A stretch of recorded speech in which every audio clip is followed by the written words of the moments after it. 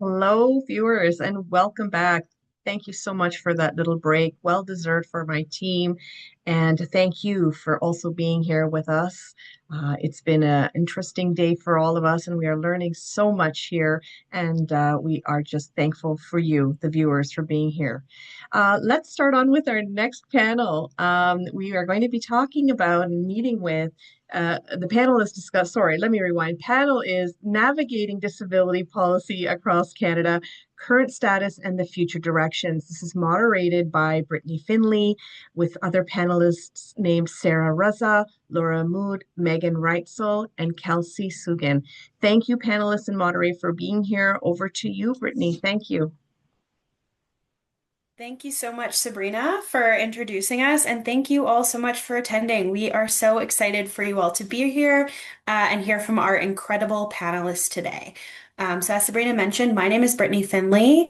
I'm a senior research associate with the Disability Policy Research Program at the University of Calgary. For a visual description, I'm a white woman wearing a blue floral shirt with my hair pulled back into a ponytail, and I wear glasses. I am going to be your moderator for the session today. I have a few slides that I'd like us to go through just to provide some overall context for the discussion we are going to be having, and just kind of set the stage for the four panelists that are going to come. So if you'll give me one moment, I'm going to share my screen.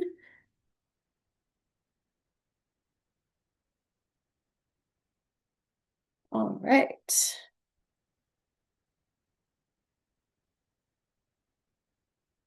Excellent. Okay. I'm just going to shift my notes. Excellent. Okay. So, in recognition of our ongoing commitment to reconciliation, I wanted to share a land acknowledgement that reflects the place that I am calling in from today. While I'm speaking, I welcome you all to reflect on the land that you are coming from as we gather today. So, the University of Calgary and the City of Calgary more broadly, um, it acknowledges and pays tribute to the traditional territories of the peoples of Treaty 7, which include the Blackfoot Confederacy, comprised of the Siksika, the Kainai, and the Kainai First Nations, the Tsuut'ina First Nation, and the Stoney Nakoda, including Chiniki, Bearspaw, and Goodstoney First Nations. The city of Calgary is also home to the Métis Nation within Alberta, including Nose Hill Métis District 5 and Elbow Métis District 6. So, in doing this land acknowledgement today, and in recognition of our topic that focuses on disability policy, I'm always reminded that the systems we are discussing are rooted in colonialism and generations of harm towards Indigenous communities. And I think this is something that is always important to remember as we think about disability support systems and policy. So, before we get into the discussion by the panelists, I wanted to take the time to briefly provide some context for what these individuals are going to be talking about today. The four individuals presenting on the panel today are fellows within a newly established initiative that is jointly run by our research program at the University of Calgary and the research network Kids Brain Health Network. And this initiative is called the Advance Network. So while we're in the very early phases in year one of the network, what we have done so far is we have brought together community of partners across Canada.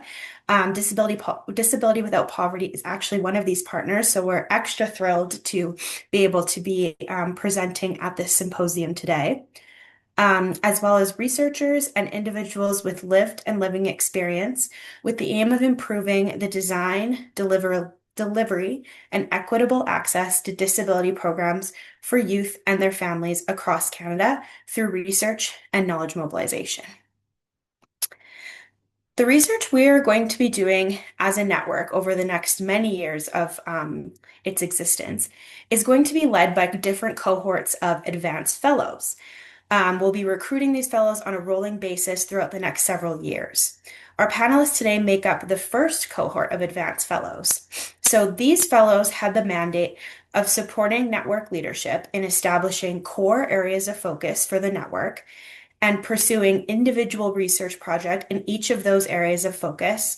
And those areas of focus are related to our broader goal of improving disability policy and support.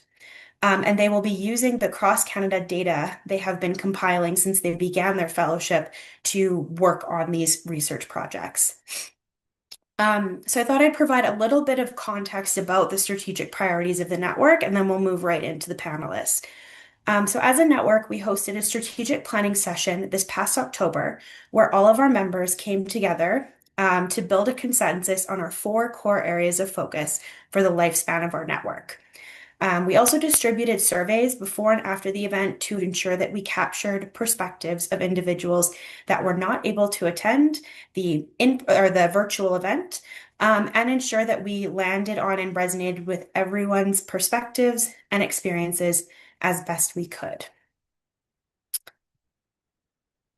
The result of these discussions allowed us to develop 4 core areas of focus for the advanced network, which I'll quickly go through. The first is program types and governmental efficiency. So the key question here is understanding what programs support youth with disabilities and families in Canada, and how well do they perform? The second key area of focus is access trajectory. So understanding how access is experienced across the life course over different life stages, and transitioning from one stage into the other. So for example, entering school, entering the workforce, entering university, all of those types of stages. The third core area of focus is eligibility and design. So how are disability programs designed and how do designs differ across Canada? This is really key to allow us to understand how we can maybe change programs to align with initiatives that are working well in other provinces and territories. And our last area of focus is access and exclusion. So understanding who is and is not accessing programs and why. Who are disability programs missing, and how do we ensure those individuals get support that they may need? So with that, I'm going to exit the slides. Hopefully this provides, and I will stop sharing. Excellent.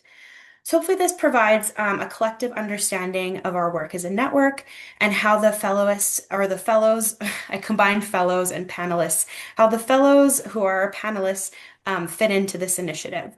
So I'm going to pass it to them to talk about what they have learned so far and what is next for each of them as they pursue their individual projects. I'm going to start off with an initial question that will allow all of you here today to get to know the fellows a little bit better and understand the perspectives they are bringing into their work. So fellows, your first question is, can you all provide a quick overview of your experience in the area of disability policy and the lens that you bring to this work? I will pass it over to Meaghan to answer first.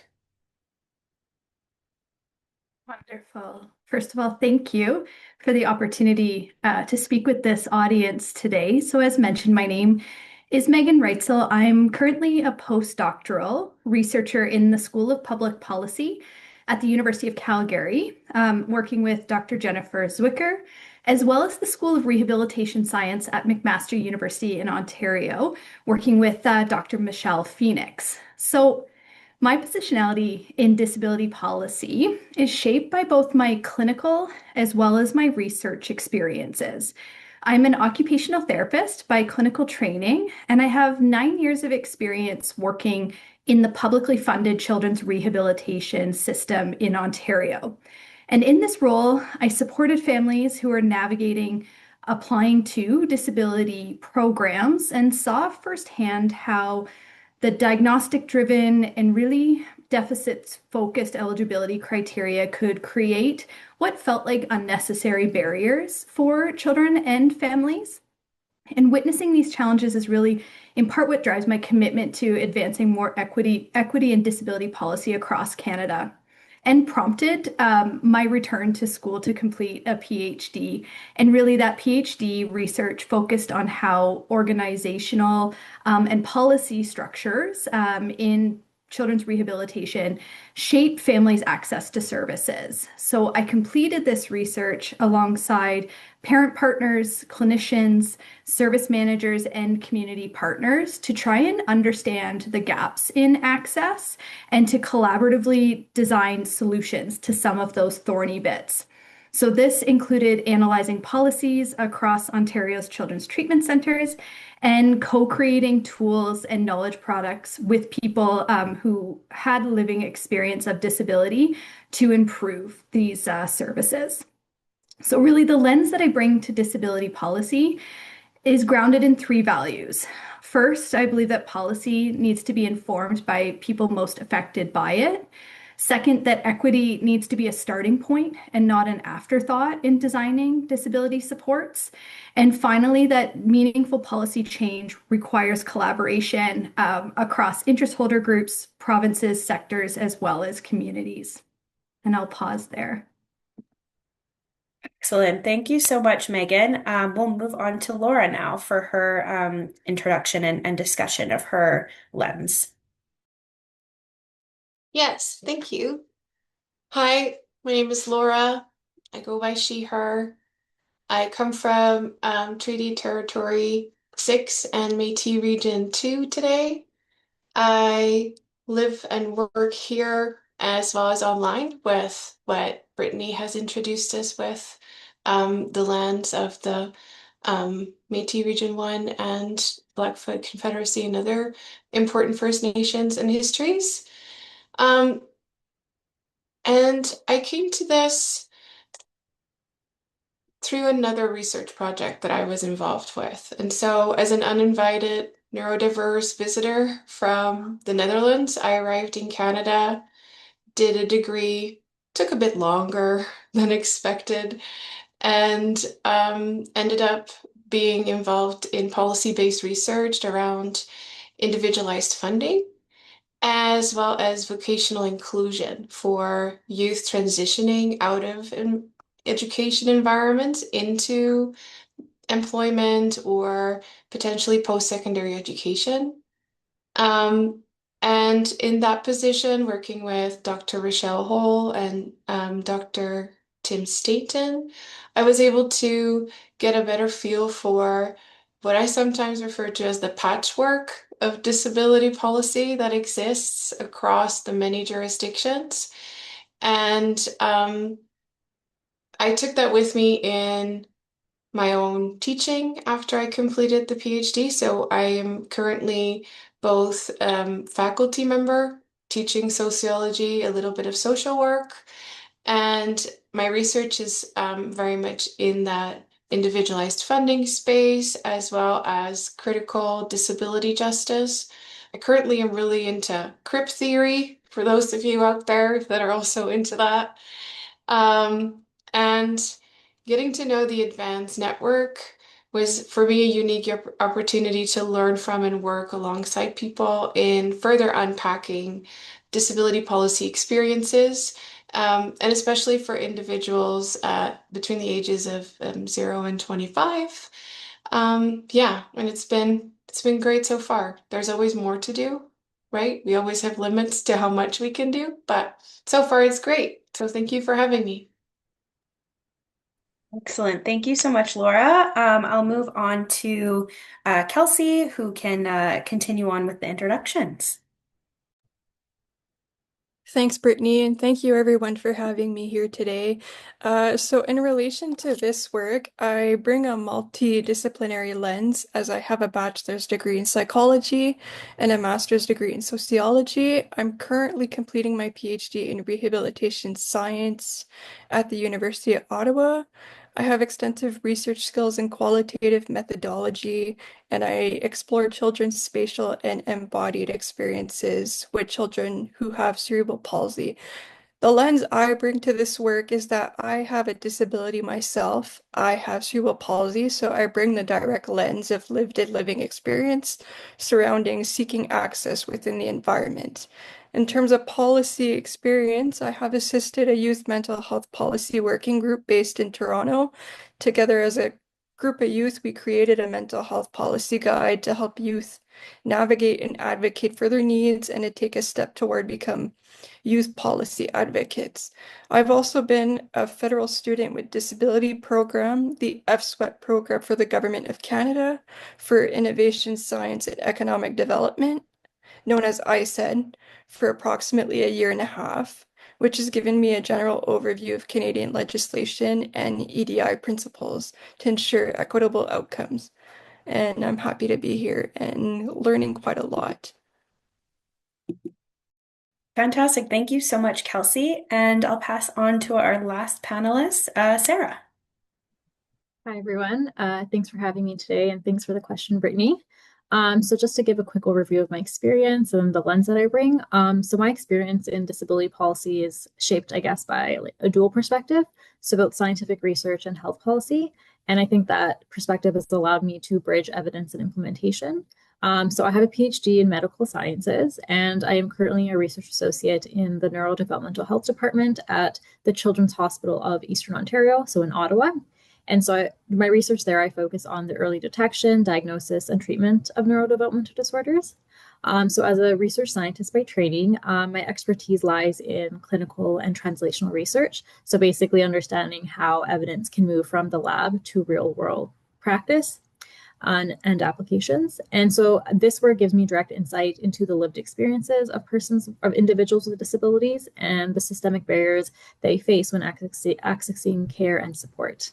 So in addition to my research role, I am also a policy analyst at Employment and Social Development Canada, and my work focuses on the implementation of the Accessible Canada Act.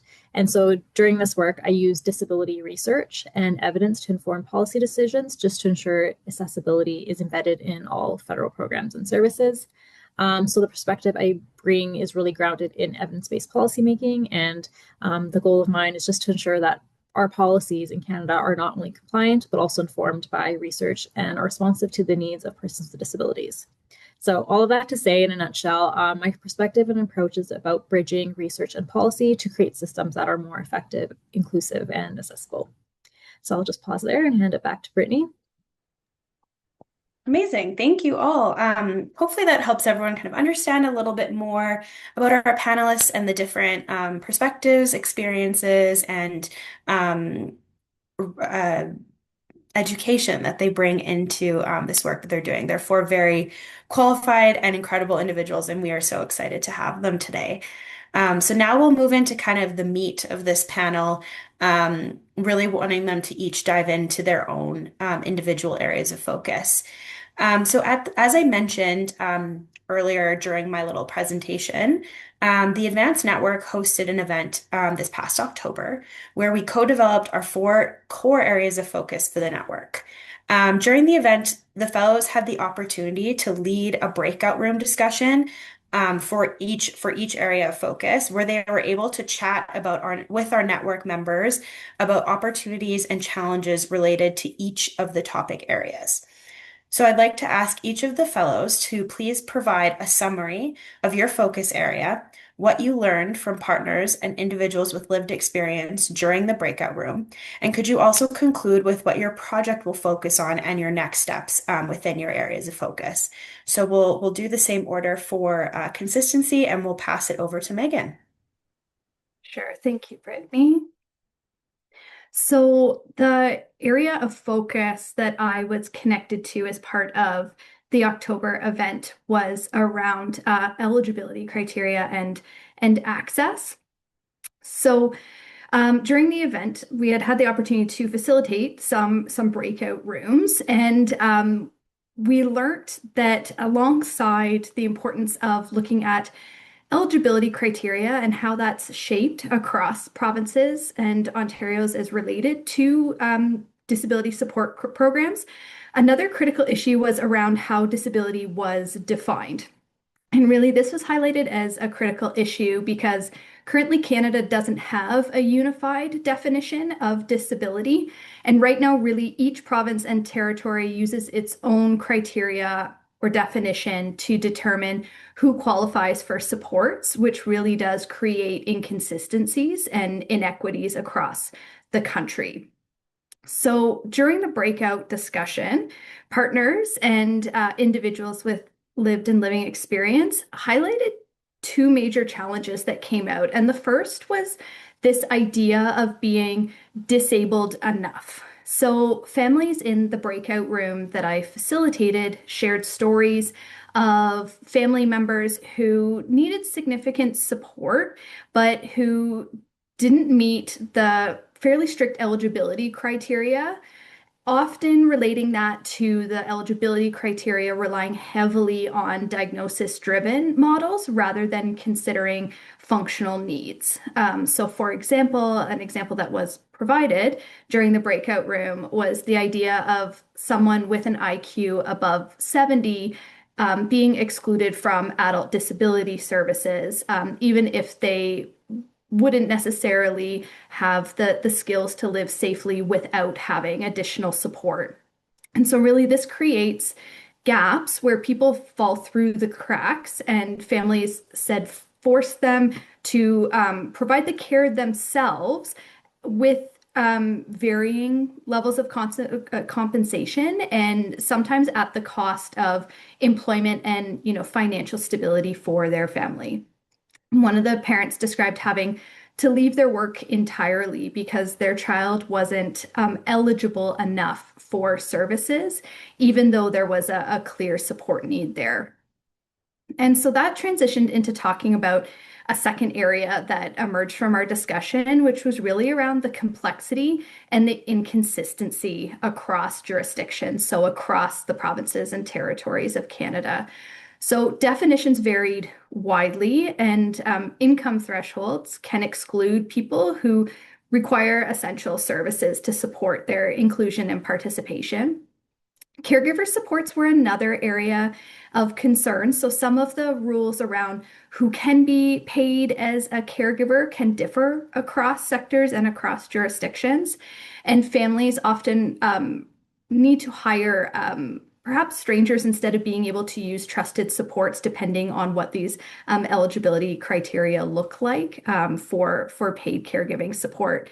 Participants also raised questions about what expenses would be considered appropriate or expensible under funding, and that can vary quite drastically across jurisdictions and adds another layer of confusion for navigating the services.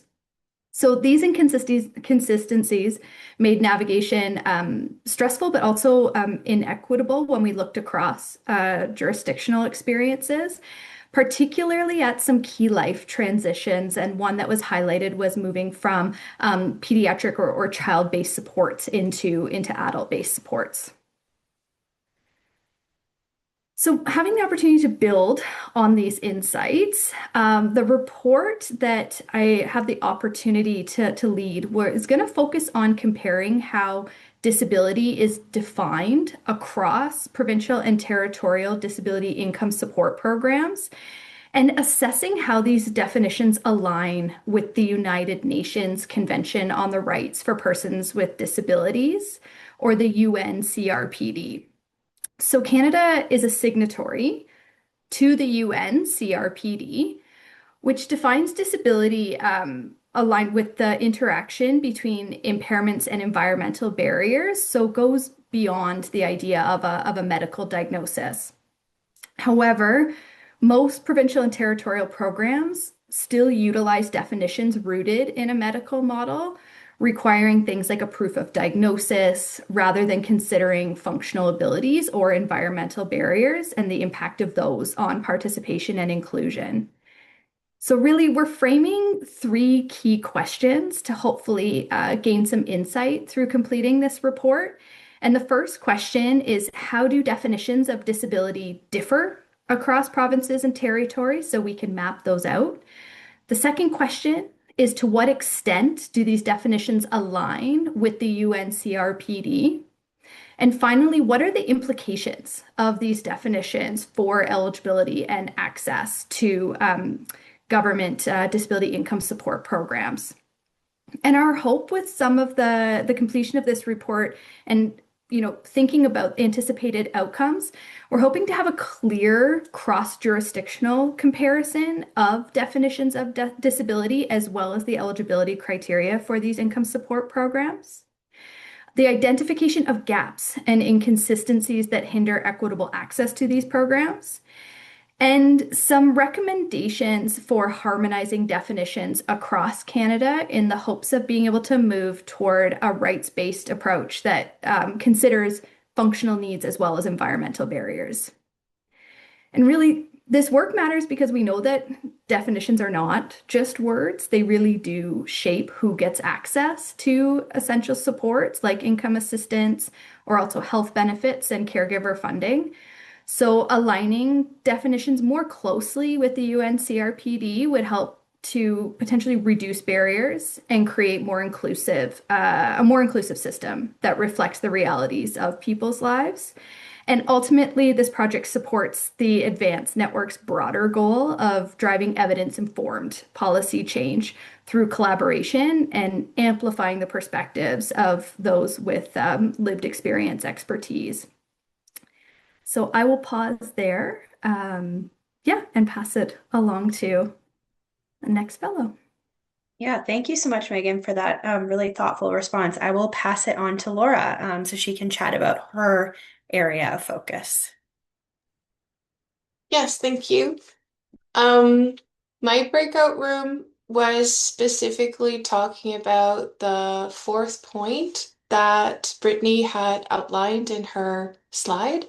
And so that fourth point was related to Meaghan's breakout room about access and barriers, and more specifically, who is missed, who is falling through those cracks.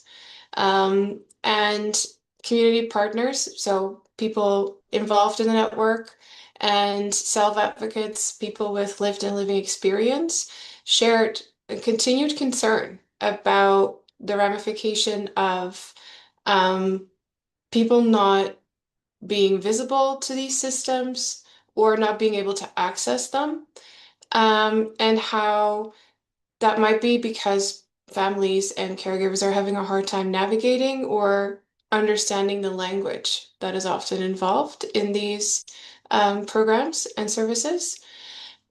And so, because who is missed, what is not there, is sometimes a hard thing to research. How do you research a thing that's not there? One of the key problems here is a lack of data, right? A lot of people that are missed on multiple levels. And so they might not show up because they do not get a diagnosis. They might not be part of multiple systems because it's not diagnosed at birth. And so there's multiple ways in which people can fall through the cracks, but participants in my breakout group also highlighted that there is a historical trajectory, or what they refer to as entrenchment of inequality, where the possibility to be missed or to not have access is more connected to historical processes of marginalization. So people of color, Indigenous individuals, immigrants and refugees, people living in poverty or cycles of poverty, trauma, and violence. And so there were some specific demographics that were highlighted in that breakout room as, being the expected missed individuals and families.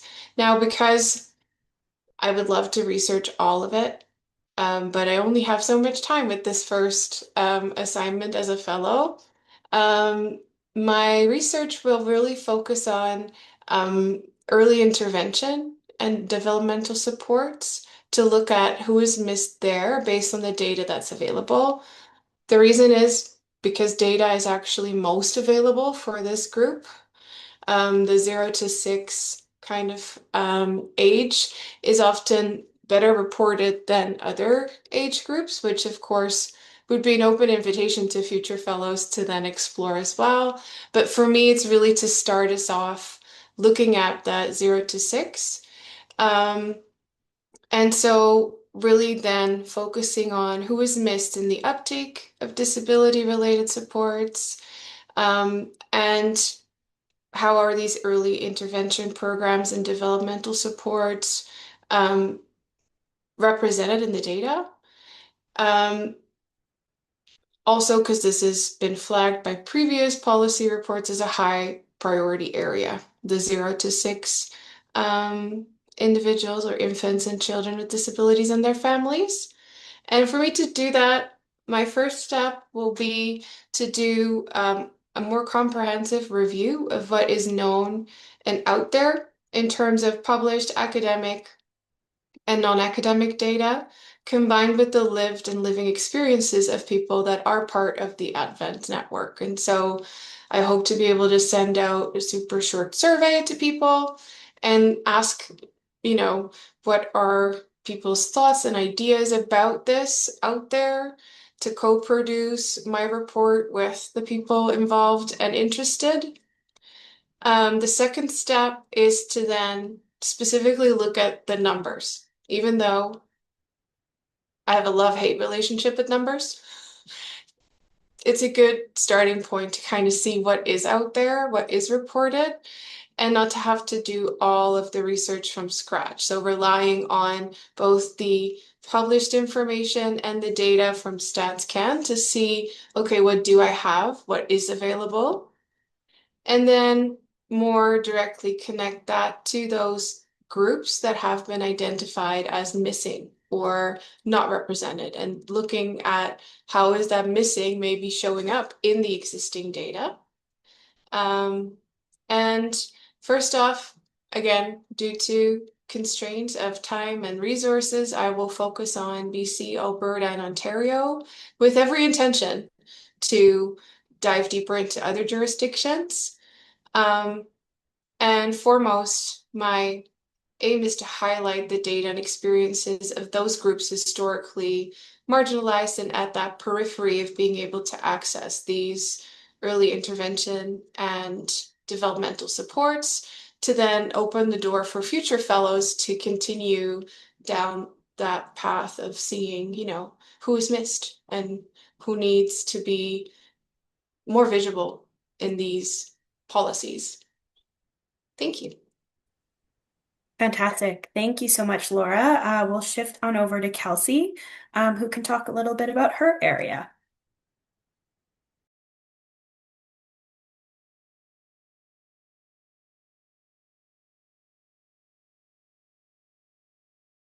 I think Kelsey might be having some technical issues with Zoom, so maybe in the meantime, we will move to Sarah.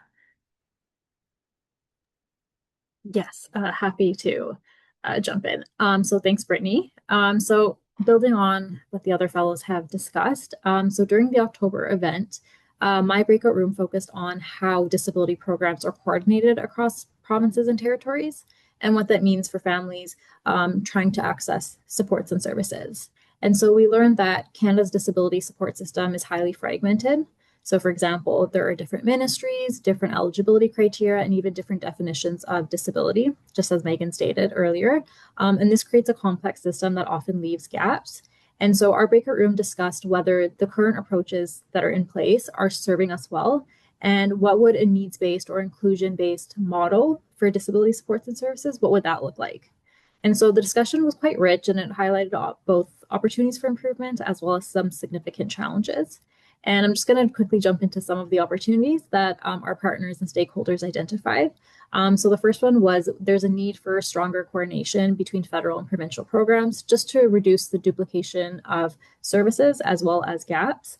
It was also suggested in our breakout room that centralizing information about disability programs and services for both families and professionals would be quite helpful, because currently navigation is quite overwhelming. There was also interest in moving away from a medicalized approach towards disability benefits, and this is in line with the UN Convention on the Rights of Persons with Disabilities. And some members in our breakout group also suggested that perhaps we need to reframe disability programs and supports as inclusion benefits for all, rather than stating them as disability programs. So in addition to these opportunities, our breakout group also identified many significant challenges that we currently face. And so, as I mentioned some earlier, some of these challenges include fragmentation across ministries. So whether certain disability supports are responsible by the Ministry of Health, the Ministry of Education, Social Services, etc. Also, we find that many of these supports and services have inconsistent eligibility criteria. And also, there's a lack of accessibility legislation in some provinces and territories. So, as a result of some of these challenges, families often struggle to find clear pathways to supports and services. So many of these challenges were echoed in the voices of people with lived experience who were in our breakout room, and they actually shared their personal experiences and what this looks like on the ground for them. So some individuals with lived experience told us that the system often feels overwhelming and it's really easy to ignore. They suggested that diagnostic hurdles often delay access to essential supports, and this reinforced certain things such as exclusion or even poverty. In a nutshell, many of the individuals with lived experience shared that families often don't know where to start, and uptake for these programs and services depends heavily on how this information is shared. So building on those insights that from the breakout room, I kind of developed a little bit of a project, and my proposal or project will focus on examining the structural complexities of disability programs for families across provinces and territories. And so specifically what I want to do is I want to map out how disability programs and services sit within provincial and territorial governments and which ministries hold responsibilities. So is it the Ministry of Health? Is it the Ministry of Education, Social Services, or is it a combination of many of them? As we know, currently supports are fragmented across multiple ministries, and this can create navigation challenges for families, and also there can be inefficiencies in service delivery. And so if we can map out these responsibilities across ministries within provinces and territories, then perhaps we can identify gaps, if there are any overlaps, and also best practices.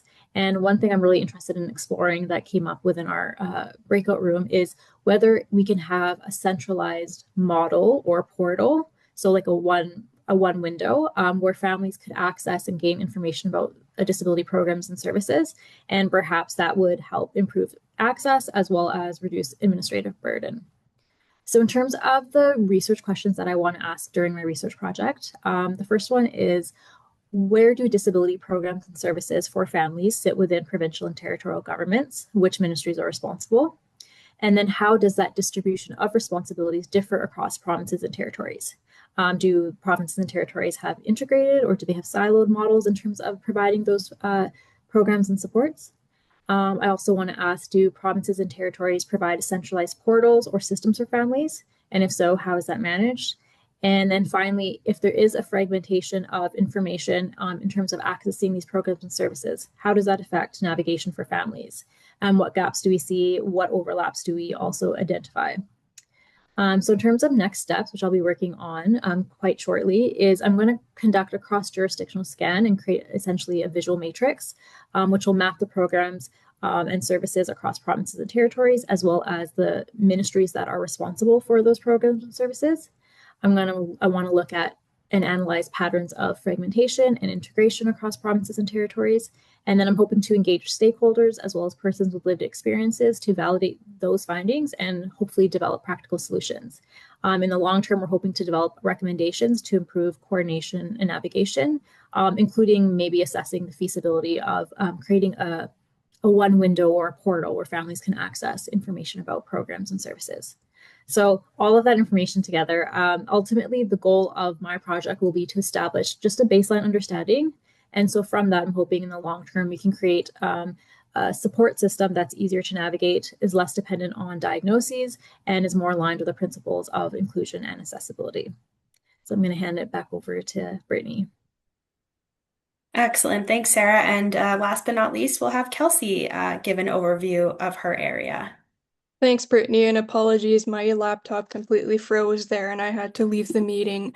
So for my breakout room and the Partners with Lived Experience, my topic is exploring the wait times for disability services across Canada. So primarily members wanted to know what drivers are influencing wait times. So how many professionals and services are available, whether, it's impacted by rural or urban areas. How does this have an effect? Members also wondered if there's a common underlying issue, whether, it's a systemic barrier or there's a lack of physicians or just general resources are not available.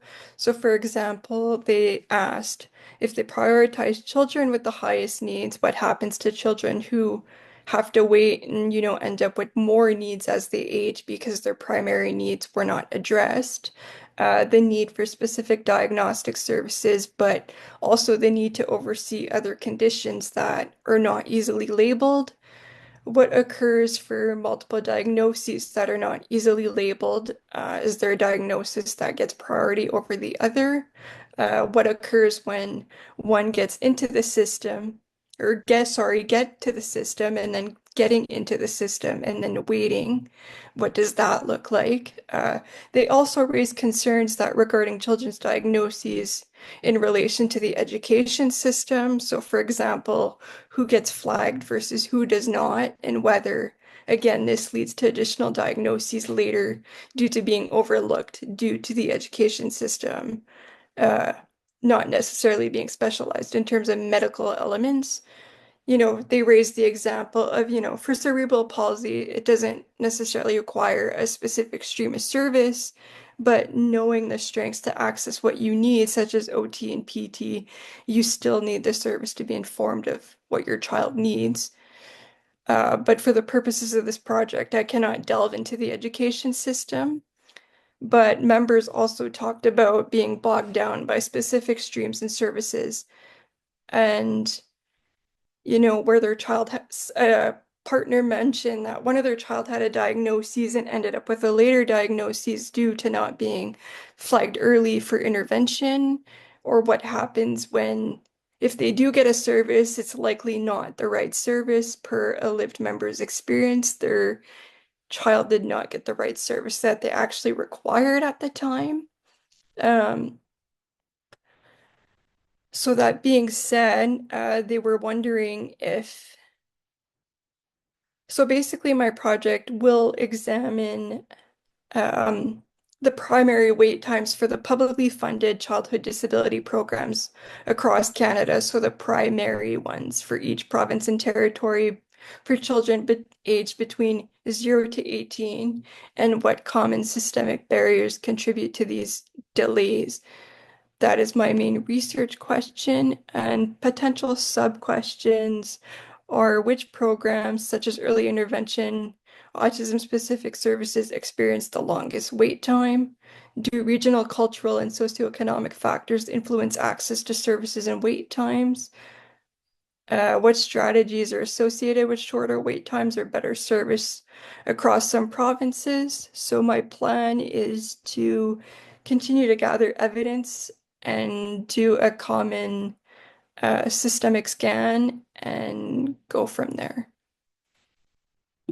I'll leave it there due to timing, but that is an overview. Great. Thank you so much, Kelsey, and to all of our panelists.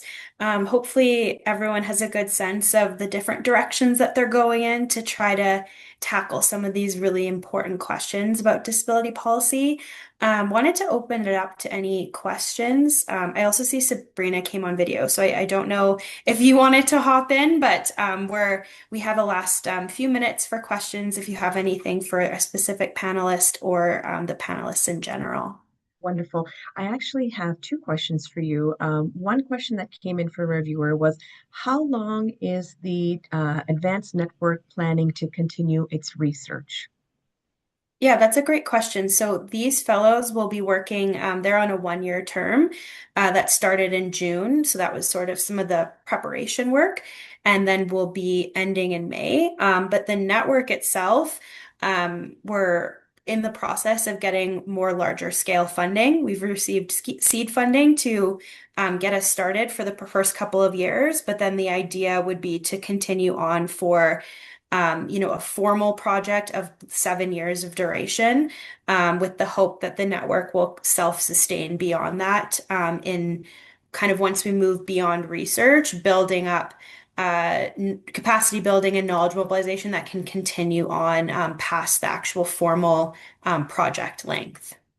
Absolutely. Another question that came in from our viewers is how can I be a part of the advanced network? Is there a way for this to happen? That's a great question. And my closing remarks were going to be to give everyone my email. So Wonderful. I will do that at the end. I can pop it in the chat if that's helpful. And just feel free to reach out, and I'm open to any conversations to see how you could kind of fit into this work. Thank you, Brittany. And just to share from Disability Without Poverty, we have had the privilege to sit at some of the discussions at the Advanced Network. And I have to say, the last one, myself and my colleague Amanda Lockage were at, the fellows did such a fantastic job sharing the different subsections within policy and understanding disability, poverty, and just the intersectionalities and explaining it and outlining. I have to say, fellows, all of you've done such a wonderful job in explaining it. So, clapping for you. I hope that's okay. But I just wanted to say thank you because I was very enlightened and also just aware when I came away from that important meeting. So, Brittany, do you have any final words? I want to leave it with you before I close off. Yeah, I mean, just to say, thank you so much for saying that, Sabrina. We're thrilled to have you and your team on board. We're thrilled to be here today. Thank you so much to the panelists. I think they all did a remarkable job. And as you can see, we have a lot of work that we want to do, and the fellows are kind of really spearheading a lot of that work and taking on a lot, and we value them and appreciate them so much. So like I said, I will pop my email into the chat. I don't know, Sabrina, I do have a slide with my email, like what's better accessibly. Feel free to share your slide. That would be wonderful. To our wonderful viewers that are with us, please feel free to reach out to research at Disability Without Poverty. We're very happy to take any further questions and send it back to Brittany and her team. In the meantime, you can see that Brittany has shared a slide with you. And I'll wrap up here. So on behalf of Disability Without Poverty, I want to thank our moderator, Brittany, our panelists, Sarah, Laura, Meaghan, and Kelsey, for such an interesting conversation today. It was great to learn about the important work and the research being carried out by the Advanced Network. Thank you so much to the panel. To our viewers, it's time to take a short little break. We'll return shortly, and we hope you'll be here with us. Thank you so much.